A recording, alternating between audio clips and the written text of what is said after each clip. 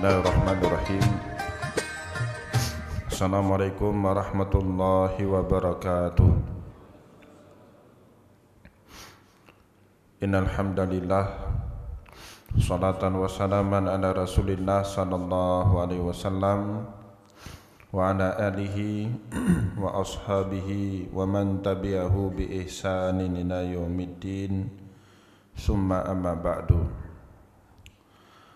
Puji dan syukur senantiasa dan tidak pernah bosan-bosannya kita panjatkan kehadirat Sang Maha Pencipta Allah Subhanahu wa taala, yang mana dengan limpahan karunia-Nya, rahmat-Nya, hidayah-Nya serta anugerah-Nya kepada kita semua, kita kembali masih diberikan kesempatan, kesehatan dan usia panjang oleh Allah untuk sama-sama dan senantiasa mengabdikan diri kita di jalannya dengan menjalankan segala perintahnya dan menjauhi semua larangannya. Salawat dan salam tidak pernah lupa pula kita hanturkan kepada junjungan alam Nabi besar Muhammad sallallahu alaihi wasallam, yang mana dengan perjuangan beliau dan para sahabat beliau kita dapat mengenal betapa rahmatan lil alamin ajaran agama Islam, sebagaimana yang menjadi keyakinan dan pengetahuan kita bersama. Bapak Ibu kaum muslimin dan muslimat yang dimuliakan oleh Allah, mari pada kesempatan subuh yang barakah ini kita kembali lanjutkan pengajian hadis kita dengan kitab Sahihul Bukhari, dan insyaallah pada subuh kali ini kita akan melanjutkan pada kitab yang kedua, pada bab yang ke-13, Babu qaulin Nabi sallallahu alaihi wasallam, ana a'lamukum billah wa anal ma'rifata fi'lul qalbi, liqaulihi ta'ala walakin yu'akhidhukum bima kasabat qulubukum. Bab yang membahas ucapan Rasulullah sallallahu alaihi wasallam, ana a'lamukum billah, sayalah manusia yang paling ngerti atau paling mengetahui akan Allah Subhanahu wa taala. Wa annal ma'rifata fi'lul qalbi, dan ma'rifah itu merupakan pekerjaannya qalbu, bukan pekerjaannya otak.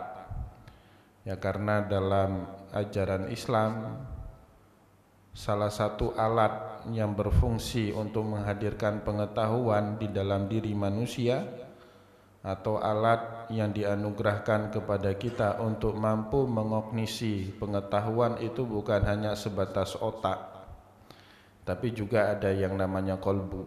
Bahkan dalam hal tertentu, apa yang tidak bisa dipahami oleh otak manusia bisa dipahami oleh qalbu.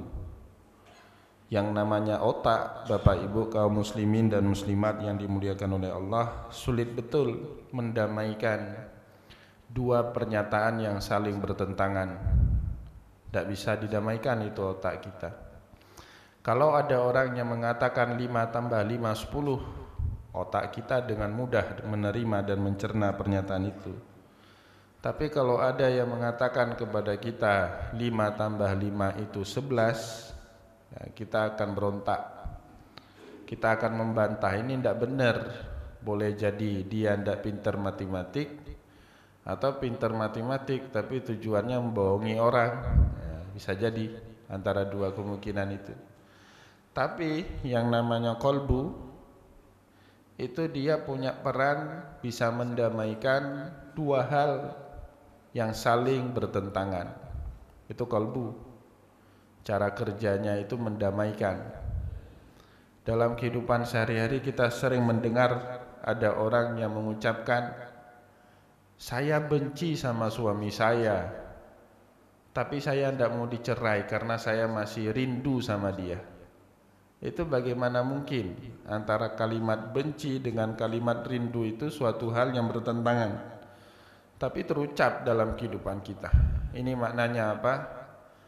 Ada fungsi lain dari pengetahuan di dalam diri kita selain daripada otak, dan itu adanya di dalam qalbu.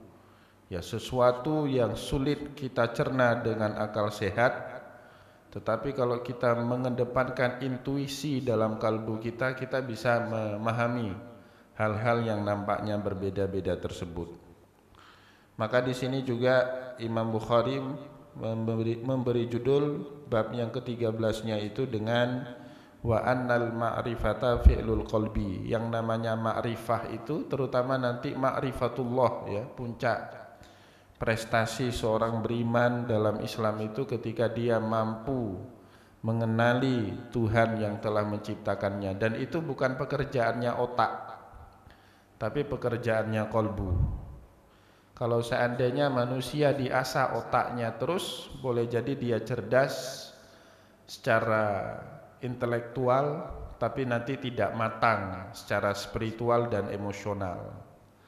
Ya, betapa banyak profesor, doktor, pinter-pinter, cerdas-cerdas secara intelek, tapi dalam pergaulan sosial mereka bahkan tidak dianggap keilmuan mereka. Nah, maka kemudian kita sebagai orang beriman tidak hanya butuh kepada kecerdasan otak, tapi juga kita butuh kepada kecerdasan kolbu, dan dengan itulah kita bisa menjalani fakultas kehidupan yang lebih luas daripada fakultas perguruan tinggi. Ya, tentu fakultas kehidupan ini jangkauannya, ranahnya lebih luas daripada dulu fakultas di perguruan tinggi tempat kita belajar. Di qaulihi ta'ala, dan ini sendiri bukan ngarang-ngarangnya Imam Bukhari, tapi karena memang Allah Subhanahu wa taala sendiri yang memfirmankannya di dalam Al-Qur'an, la yu'akhidhukumullahu billaghwi fi aymanikum walakin yu'akhidhukum bima kasabat qulubukum. Allah tidak pernah mempertimbangkan ucapan sumpah yang sekedar kalian ucapkan untuk senda gurau dengan mulutmu. Jadi orang Arab itu punya kebiasaan sedikit-sedikit sumpah, sedikit-sedikit sumpah. Jual beli untuk meyakinkan orang lain kalau barang yang dia jual itu murah, maka mereka dengan mudah bisa mengucapkan sumpah. Wallah hadza rakhis, katanya, demi Allah ini barang murah meriah. Padahal keuntungan yang dia dapatkan dari satu barang itu bisa 100% lebih. Tapi orang Arab punya kebiasaan itu. Maka ucapan-ucapan sumpah seperti ini, kata Allah dalam firman-Nya tadi, tidak dipertimbangkan oleh Allah. La yu'akhidhukumullahu billaghwi fi aymanikum walakin yu'akhidhukum bima kasabat qulubukum. Yang dipertimbangkan sama Allah sumpah yang kita ucapkan dengan serius dan kita batinkan dalam kalbu kita. Memang kita niatkan, kita sumpahi orang itu, kamu ya, kalau sekali lagi macam-macam dengan saya sumpahin kamu, ya nggak boleh lagi, atau bahkan saya nggak mengakui kamu sebagai keponakan saya lagi. Ya, itu sumpah yang benaran yang dipertimbangkan sama Allah. Bahkan kalau sumpah seperti itu dilanggar, ada kafaratnya dalam fikih, ya. Fakaffaratuhu it'amu asyarati masakina min awsati ma tut'imuna ahlikum au kiswatuhum au tahriru raqabah. Memberi makan 10 orang fakir miskin sesuai dengan standar makanan tempatan. Kalau kita mungkin sekali makan itu 10 sampai 20 ribu, ya segitu 10 orang. Au kiswatuhum au tahriru raqabah, atau memberi pakaian atau membebaskan hamba sahaya. Faman lam yajid fasiyamu salasati ayyam. Kalau tidak sanggup, boleh mengkafaratkan sumpah kita itu dengan puasa selama 3 hari. Kata Allah kemudian, dzalika kaffaratu aymanikum idza halaftum.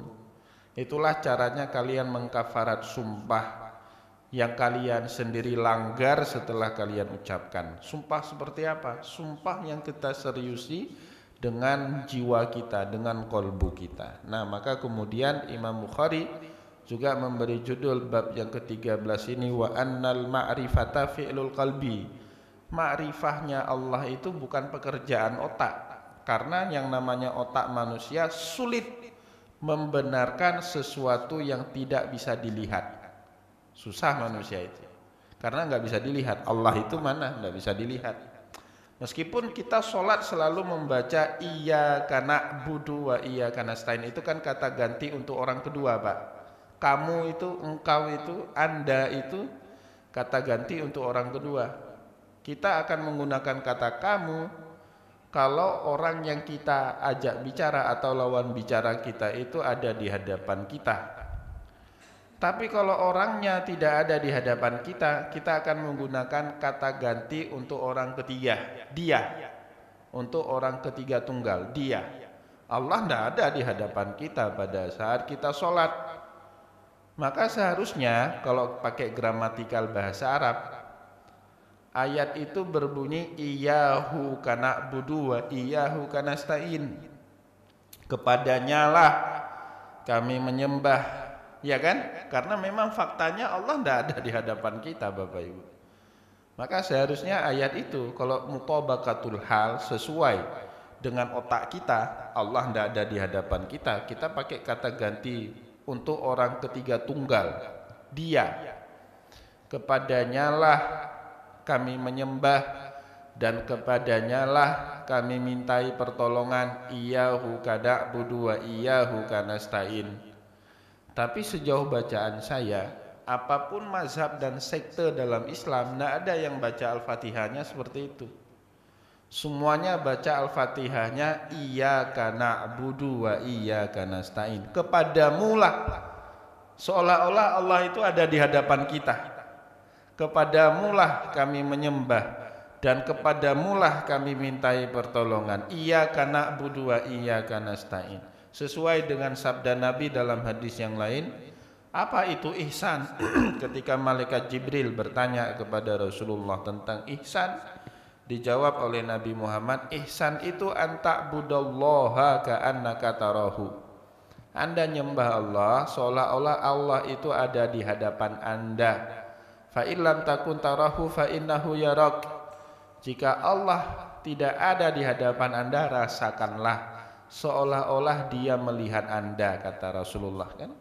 Nah, itu semua Bapak Ibu yang dituntut untuk kita fungsionalkan, untuk kita operasionalkan, bukan otak kita, karena otak kita tidak bisa terima itu, nggak ada kok Tuhannya. Tapi itu adalah intuisi kita, kolbu kita. Kita bisa merasakan pada saat kita sholat dengan membaca iyyaka na'budu wa iyyaka nasta'in, kehadiran Allah Subhanahu wa taala dalam diri kita, dalam kalbu kita. Maka disebut di sini wa annal ma'rifata fi'lul qalbi. Ma'rifatullah itu bukan pekerjaannya otak, tapi sekali lagi pekerjaannya kalbu. Nah, Bapak Ibu kaum muslimin dan muslimat yang dimuliakan oleh Allah, dalam bab 13 ini ada tersebut oleh Imam Bukhari hadis yang ke-20, di mana di dalam hadis ke-20 ini Imam Bukhari menemukan atau mendapatkan riwayat cerita hadis ini dari guru beliau, haddatsana Muhammad bin Salman Al-Baidawi, ya, Muhammad bin Salman Al-Baikawi, ya, Al-Baikawi itu suatu kampung yang dekat dengan kota Bukhara, ya, meskipun kampung tersebut tidak terlalu terkenal, berarti ini orang masih orang sebangsa ya dengan Imam Bukhari. Biladun ma wara'an nahri, orang Arab menyebutnya negeri di seberang sungai. Orang Arab dulu menyebut negeri-negeri pecahan Uni Soviet seperti Kazakhstan, Uzbekistan, Turkmenistan dan juga Afghanistan itu sebagai biladu wa ma wara'an nahri, negeri di seberang sungai. Ya, ada kota-kota terkenal seperti Bukhara, Al-Baikawi dan seterusnya. Nah, salah seorang tokohnya itu dulu seorang ulama hadis, gurunya Imam Bukhari, Muhammad bin Salam. Qala akhbarana Abdah bin Abdirrahim. Ya, beliau juga mendapatkan cerita riwayat hadis ini dari guru beliau yang bernama Abdah bin Abdirrahim, dan Abdah bin Abdirrahim menemukan riwayat ini dari seorang tabi'in yang bernama Hisham, dan Hisham menemukan riwayatnya dari bapaknya An-Abi. Siapa bapaknya Hisham? Urwah, Hisham bin Urwah bin Zubair bin Awam bin Khuwailid. sahabatnya Rasulullah sallallahu alaihi wasallam.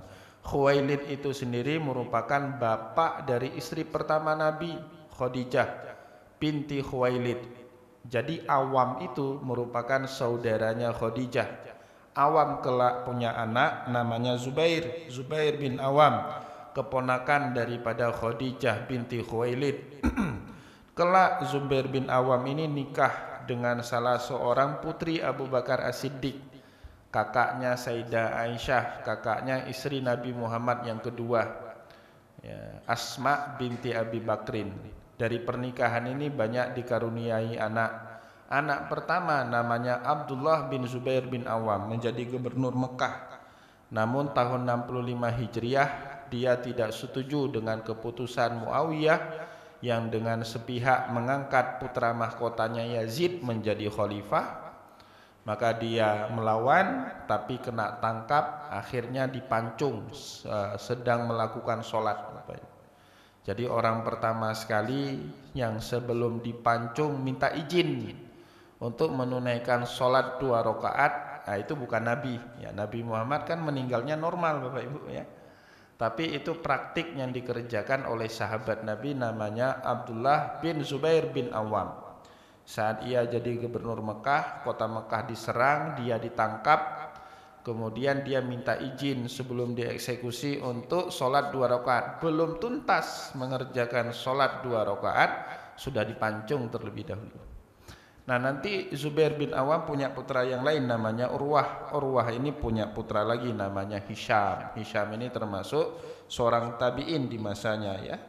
Jadi beliau menemukan riwayat ini dari bapaknya Urwah bin Zubair bin Awam bin Khuwailid an Aisyata, dari istri Nabi Muhammad sallallahu alaihi wasallam yang bernama Sayyidah Aisyah radhiyallahu anha. Beliau berkata, qalat kana Rasulullah sallallahu alaihi wasallam idza amarahum minal a'mali bima yutiqun. Jadi Nabi Muhammad sallallahu alaihi wasallam jika beliau memerintahkan mereka para sahabatnya Nabi, amarahum minal a'mali bima yutikun, pasti Nabi Muhammad sallallahu alaihi wasallam tidak pernah membebankan amalan-amalan kepada para sahabat, atau hanya Rasulullah mengarahkan sahabat itu untuk mengerjakan amal-amal yang sanggup mereka kerjakan. Yang enggak sanggup enggak usah, kata Rasulullah, enggak usah berat-berat, tidak usah memberatkan diri dalam menjalankan syariat. Dan hadis seperti ini banyak sekali Bapak Ibu. Jadi Rasulullah itu paling tidak senang dengan umatnya, dengan para sahabatnya dulu, kalau mereka menyusah-nyusahkan diri demi mengamalkan amalan ibadah dalam syariatnya Allah. Tidak senang seperti itu Rasul. Bukannya bertambah senang ya. Jadi jangan Bapak Ibu pikir pada saat kita memberat-beratkan diri dalam menjalankan syariat itu membuat Rasulullah bahagia. Belum tentu. Kalau kita baca dalam hadis, bahkan Rasulullah memberi respon kayak-kayaknya marah. Ketika ada para sahabat itu kok memberat-beratkan diri dalam beragama itu, Rasulullah memberi respon marah. Ya. Salah satu hadisnya Rasulullah berkata, idza amartukum bisyai'in fa'tu minhu mastata'tum wa ma nahaitukum anhu fajtanibuh. Kalau saya larang satu perbuatan buat kalian, jauhilah sejauh-jauhnya perbuatan itu. Kalau larangan ya Pak ya. Tapi kalau saya perintahkan kepada kalian suatu amalan, idza amartukum bisyai'in fa'tu minhu mastata'tum, kerjakan sesanggup kalian, kata Rasulullah. Jadi kalau kita tidak sanggup ya nggak apa-apa. Seandainya Bapak Ibu tadi ada jamaah kita, ya misalnya sebelum sholat subuh beliau ini cepat datang tapi tidak sholat 2 rakaat fajar atau bahkan tahiyatul masjid pun tidak ambil, apakah orang ini bisa kita anggap aib, tercela? Tidak boleh Bapak Ibu. Kenapa? Karena ini amalan sunnah. Definisi sunnah yang disepakati oleh para ulama, ma yusabu ala fi'lihi wa la yu'aqibu ala tarkih, diberi pahala kalau dikerjakan dan tidak berdosa, tidak ada celah bagi dia kalau ditinggalkan. Nah, maka kemudian saya selalu, ini sering saya ulang Bapak Ibu, saya termasuk tidak terlalu senang dengan beberapa orang yang ia mensyiarkan ibadah-ibadah sunnah itu secara berlebihan. Itu saya tidak senang. Ayo kita puasa nisfu Sya'ban, bukannya nggak boleh, boleh, tapi jangan disiarkan. Seandainya nggak ada orang, Bapak Ibu, ada orang nggak puasa nisfu Sya'ban, apakah orang ini tercela? Enggak. Apakah ketika ada orang nggak sholat tasbih, apakah orang ini tercela? Ya enggak juga enggak. Ada orang nggak sholat taraweh, apakah dia tercela? Enggak, Pak. Sama seperti orang yang nggak sholat tahajud, nggak sholat duha, dan juga nggak puasa Senin Kamis, nggak tercela sama sekali, Bapak Ibu. Tapi seandainya dia meninggalkan yang wajib dalam agama, tercela betul orang itu. Nggak sholat 5 waktu tercela, nggak puasa Ramadan boleh kita cela, Pak. Ya. Ada kemampuan naik haji tapi nggak naik haji, kita boleh cela, Pak. Maka kemudian kita harus meletakkan sesuatu itu pada tempatnya masing-masing. Dulu datang seorang Arab Badui menjumpai Rasulullah. Ya Rasulullah, ara'aita idza shallaitul maktubah wa sumtu Ramadan wa adaitu zakah wa ahlaltul halala wa ahramtul harama adkhulul jannata bidzalik. Arab Badui ini nanya kepada Rasul, ya Rasulullah, bagaimana pandanganmu kalau saya salatnya yang wajib saja, puasa juga gitu, kewajiban dalam harta cuman zakat, sedekah, infak nggak pakai. Semua yang dihalalkan saya halalkan, yang diharamkan saya jauhi. Adkhulul jannata bidzalik, apakah saya masuk surga dengan hanya mengerjakan amalan minimalis seperti itu? Apa jawab Rasul? Qala dakhaltal jannata bidzalik, kamu masuk surga kalau kamu melakukan itu semua. Orang ini kemudian berpaling meninggalkan Nabi. Nabi kemudian tinggal dengan beberapa orang sahabat. Beliau kemudian berkata, qad aflaha in sadaqa, orang ini benar-benar beruntung kalau dia sesuai dengan apa yang dia sebut tadi. Ya, maka Bapak Ibu kaum muslimin dan muslimat yang dimuliakan oleh Allah, jangan kemudian kita membebani diri, padahal Rasulullah SAW tidak membebankan itu kepada diri kita. Ya, ini yang penting untuk kita garis bawahi. Maka Rasulullah, kata Sayyidah Aisyah, kalau merintahkan suatu amalan kepada para sahabatnya, pasti dia pilih amalan yang sanggup dikerjakan para sahabat itu. Rasulullah kalau sholat berjamaah dengan para sahabat tidak pernah lama-lama, Pak. Bahkan Rasulullah pernah marah besar kepada Muaz gara-gara sholat berjamaah pasang pakai surat Al-Baqarah. Marah besar Rasulullah, afatannanu anta ya Muaz, apakah kamu mau membuat fitnah dalam agamaku hai Muaz, kata Nabi kan gitu. Idza shalla ahadukum binnas falyukhaffif fiha, kalau kalian sholat berjamaah dengan orang ramai maka ringankanlah bacaan kalian. Ya 1, 2, paling panjang 3 ayat lah cukup. Ya kan? Fa inna fihimud dhaif wasaqim wal kabir wa dzawil hajah. Karena boleh jadi dalam saf salat kita itu ada orang sepuh, ada orang sakit, ada orang lemah, ada orang yang tergesa-gesa, musafir misalnya, perlu kerja jam 8 pagi harus sampai ke sana Aceh Tenggara, singgah sebentar di Takengon sembahyang Isya, ya kan? Nggak usah kita pasang Al-Baqarah. Nah, ya, sayang orang itu gara-gara kita. Maka kemudian Rasulullah SAW diceritakan oleh Sayyidah Aisyah menyebut, qalu inna lasna kahaiatika ya Rasulullah. Para sahabat jawab, nyahut, Pak, saat Nabi perintahkan mereka kalau lakukan amalan yang sederhana saja, yang sanggup-sanggup kalian kerjakan saja. Sebagian sahabat nyahut, kata Sayyidah Aisyah, qalu inna lasna kahaiatika ya Rasulullah, kami ini kan enggak sama dengan dirimu wahai Rasulullah. Kata sebagian sahabat, innallaha qad ghafara laka ma taqaddama min dzambika wa ma ta'akhkhara. Engkau ya Rasulullah, dosa-dosamu itu sudah diampuni semua sama Allah. Baik dosa yang sudah engkau kerjakan di masa lampau maupun dosa yang belum engkau kerjakan di masa depan. Kalau kami ini kan masih banyak dosa, Nabi. Maka kalau banyak dosa ini kan butuh amalan untuk menghapuskan dosa. Kalau Anda mungkin istighfarnya selepas sholat cukup 3 kali saja, kalau kami butuh sampai 70 atau bahkan 100 kali. Kalau engkau mungkin sholat sunnahnya cukup 2 atau 3 rakaat dengan witir misalnya. Kalau kami harus 8, harus 11 ya kan ini. Jadi sebagian sahabat itu menghujjah Rasulullah sallallahu alaihi wasallam. Inna lasna ka hayatika ya Rasulullah. Kami ini kan enggak sama dengan Anda wahai Rasulullah. Kalau Anda ini tidak punya dosa, Anda ini maksum. Bahkan dosa Anda itu sudah diampuni sama Allah semuanya.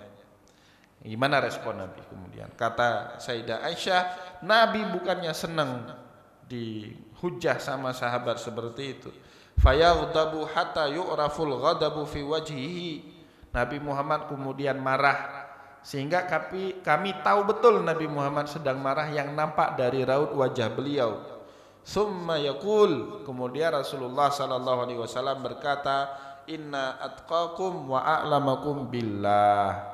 Kalau kalian ngomong seperti itu, saya orang yang paling takwa, saya adalah orang yang paling ngerti Allah Subhanahu wa taala. Ngapain kalian hujah saya gitu. Jadi Bapak Ibu, hadis seperti ini ndak kayaknya di dalam zaman hidupnya Nabi Muhammad, ndak terjadi dalam satu peristiwa, tapi terjadi dalam beberapa peristiwa. Sehingga respon Nabi tentang yang seperti ini banyak. Mungkin cerita yang paling masyhur yang digunakan oleh para ulama kita itu pada saat 3 orang sahabat Nabi datang menjumpai Rasulullah. Ketiga-tiga ini ngaku kalau mereka punya amalan yang paling hebat, bahkan kehebatannya kayaknya melampaui Nabi Muhammad. Satu orang ngomong, ya Rasulullah, ini usallil lail walam aftur. Saya sholat sepanjang malam dan tidak pernah istirahat, tidak pernah tidur. Satu lagi ngomong, ya Rasulullah, wa inni asumud dahri walam uftir. Kalau dia sholat sepanjang malam nggak istirahat, kalau saya ini puasa sepanjang hari nggak buka-buka. Orang kedua. Orang ketiga Pak ngomong lagi, ya Rasulullah, saya juga lam atazawwajun nisa, demi ibadah saya nggak mau diganggu dengan syahwat terhadap perempuan, tidak mau nikahi perempuan. Apa respon Nabi? Dikira 3 orang sahabat ini Nabi Muhammad senang dengan amalan-amalan ibadah seperti itu. Ternyata respon Nabi sebaliknya Bapak Ibu. Amma wallahi anna wa akhsyakum wa atqakum lillah. Demi Allah, kalian yang sudah ngomong seperti ini, sayalah sebenarnya orang yang paling takut dan paling takwa kepada Allah. Tapi kata Rasulullah, inni usallil lail wa arqud. Tapi saya yang takwa kepada Allah sekalipun sholat malam, tapi masih juga menyediakan alokasi waktu untuk istirahat. Enggak semua malam, enggak sepanjang malam digunakan oleh Nabi untuk ibadah. Ada alokasi waktu untuk rebahan. Kalian yang ngomong puasa sepanjang malam, puasa sepanjang hari, sepanjang tahun, saya saja masih puasa dan masih buka. Bahkan Bapak Ibu kalau kita baca dalam kitab fikih Syafi'i, itu ada pertanyaan dalam kitab Majmu' Syarah Al-Muhadzab itu. Sebenarnya Nabi Muhammad itu sering lebih banyak puasanya atau banyak bukanya? Yang diambil contoh misalnya puasa Senin Kamis. Ya, ada pertanyaan di dalam kitab Majmu'. Nabi Muhammad itu lebih sering puasa Senin Kamis atau lebih sering bolos puasa Senin Kamis? Nah, ternyata dengan data-data di dalam kitab hadis, Imam Nawawi menjawab, ternyata Nabi Muhammad itu lebih sering bolos puasanya dibandingkan puasanya. Kenapa demikian? Karena yang namanya sunnah itu bukan selalu Pak, tapi asal ada. Paham ya Pak ya? Kalau selalu Nabi Muhammad ngerjain puasa Senin Kamis, itu bukan sunnah namanya Pak, wajib. Kayak sholat Nabi Muhammad baca Al-Fatihah selalu Pak, tidak pernah ditinggali. Akhirnya dipahamilah oleh para sahabat, oleh para ulama jadi wajib. Dan ini nanti menerangkan semua kepada kita, ada beberapa amalan dalam Islam itu sengaja ditinggali sama Nabi supaya nggak dipahami itu wajib. Iya kan? Taraweh contohnya kan, itu jelas sekali ceritanya. Mubalik kita sering menceritakan itu. Awalnya dikerjakan berjamaah, belakangan ditinggal sama Nabi. Ditanya sama sahabat, ya Rasulullah, kami semalaman nunggu Anda lama, tapi kenapa Anda nggak keluar ke masjid sholat bersama dengan kami? Apa jawab Nabi? Saya takut esok hari ada orang yang menganggap ini wajib, ya kan, ditinggali sama Rasulullah. Bersiwak, ya kan, itu juga Rasulullah mengatakan laula an asyqa ala ummati, seandainya ini tidak memberatkan kepada umatku la amartuhum bisiwak, akan aku perintahkan umatku ini untuk bersiwak inda kulli shalah, sebelum beliau atau sebelum mereka ini mengerjakan ibadah sholat. Maka Nabi Muhammad dengan agak sedikit marah respon beliau dengan 3 orang tadi ini, saya yang paling takwa sama Allah, tapi saya masih rebahan, masih istirahat kalau sholat malam. Hari ini puasa, besok buka, paling keras kan kita yang diizinkan Pak, kan puasanya Nabi Daud ya, selang-seling. Bahkan termasuk puasa yang diharamkan sama Allah itu puasa sepanjang tahun Pak. Coba Bapak Ibu bayangkan kalau kita puasanya sepanjang tahun. Idul Fitri kena puasa juga kan, padahal hari itu haram hukumnya berpuasa. Idul Adha, hari tasyrik, itu haram kita puasa. Ya, satu lagi, kamu yang ngomong nggak menikahi perempuan, saya aja nikah sampai 9 istri saya. Ya kan, gimana kamu itu? Kalian gimana kalian? Maka di akhir ujung hadis itu Rasulullah mengatakan faman raghiba an sunnati falaisa minni, orang yang enggak senang dengan sunnahku dia bukan bahagian daripada umatku. Nah, maka Bapak Ibu kaum muslimin dan muslimat yang dimuliakan oleh Allah, di dalam hadis lain Sayyidah Aisyah juga menceritakan kepada kita, ma khuyira Rasulullah sallallahu alaihi wasallam baina amrain illah aisarahuma malam yakun isman. Tidak pernah Nabi Muhammad disuruh buat pilihan di antara 2 perkara, pasti kata Sayyidah Aisyah Nabi Muhammad akan milih yang paling ringan, yang paling mudah, selama yang mudah itu tidak sulit Pak, selama yang mudah itu tidak merepotkan, bukan nggak sulit, mohon maaf, tidak buat dosa, mohon maaf ya. Rasulullah kalau disuruh pilih antara 2 perkara selalu pilih yang paling mudah, selama yang mudah itu bukanlah suatu perbuatannya dosa. Maka kalau Nabi Muhammad safar Pak, selalu beliau menjamak dan qasar sholatnya, ambil rukhsah. Kalau bulan puasa beliau buka. Ya, maka saya juga setuju kalau bulan puasa itu enggak semua warung makan itu ditutup Pak. Enggak semua warung makan harus ditutup. Tapi ada warung-warung makan tertentu, terutama di terminal ya, itu bahkan sunnahnya dibuka. Karena Nabi Muhammad kalau safar di bulan puasa beliau itu iftar, buka puasa. Bahkan Umar bin Khattab saat melihat Nabi Muhammad sering buka puasanya di bulan Ramadan kalau beliau safar, beliau mengatakan apa? Rukhsah itu hadiyatun minallah. Rukhsah berbuka puasa itu termasuk hadiahnya Allah kepada kita. Jangan sampai kita ini buat Allah murka gara-gara menolak hadiahnya. Itu kan Bapak Ibu cobalah sehari-hari kita kagum sama seseorang, kemudian karena kekaguman kita cari tahu orang ini sukanya apa. Setelah kita dapat informasi kita belikan. Misalnya orang ini sukanya makan nasi biryani misalnya, kita berikan, kita kasih, ditolak, Bapak Ibu kecewa nggak? Kecewa Pak. Jadi maka kata Umar, rukhsah itu sebenarnya hadiahnya Allah, tapi kalau kita tolak enggak pakai rukhsah, nah itu buat Allah Subhanahu wa taala kecewa. Maka Nabi Muhammad kalau disuruh pilih antara 2 perkara, pasti beliau akan milih yang paling mudah. Kalau safar boleh buka puasa kan, perjalanan jauh boleh, maka beliau buka puasa. Kalau safar boleh jamak dan qasar, maka beliau jamak dan qasar. Nah, maka saya juga heran, ada sebagian orang Pak sering jalan-jalan dengan saya keluar daerah itu, kalau datang sudah sampai waktu azan harus berhenti. Itu enggak ada dasarnya dalam agama kita, itu harus azan berhenti, kalau nggak berhenti nggak boleh.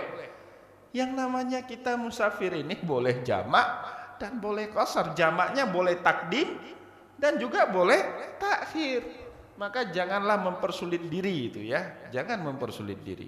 Rasulullah dalam hadis lain mengatakan ini, inna hadzal dinu matin, agama ini berat sebenarnya. Dalam mengamalkan agama ini berat Mbak ya. Sholat aja kan berat Mbak, ya kan, butuh komitmen maknanya ya. Jadi dalam mengerjakan ibadah itu kita butuh komitmen. Kalau nggak ada komitmen, saya yakin bapak-bapak ini nggak datang sholat subuh berjamaah subuh ini.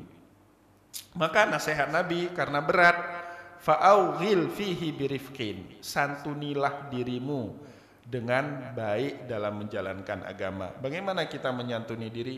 Ya enggak usah berat-berat, yang mudah-mudah. Fa'aughil fihi birifqin, santunilah dirimu dalam menjalankan agama ini. Wala tabghid nafsaka fi ibadatillahi ta'ala, janganlah kamu berlebihan dalam melakukan ibadah kepada Allah Subhanahu wa taala. Fa innal mumbatta la yaqta'u ardan wala dahran abqa. Karena nanti kalau orang yang sudah kehabisan energinya, bahkan dia nggak sanggup memutus bumi, maksudnya jalan pun di muka bumi nggak sanggup. Wala dahran abqa, dan dia tidak mampu menunggangi pundak kendaraannya lagi. Naik ke pundak kuda, pundak onta nggak sanggup lagi Pak. Capek ibadah, tahajud sepanjang malam.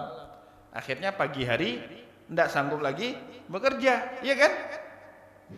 Ya, maka ada sebagian Bapak Ibu, saya nggak menyasar salah satu kelompok, tapi ini secara umum, itu kadang-kadang aneh juga, buat zikir sampai jam 3, jam 2 malam.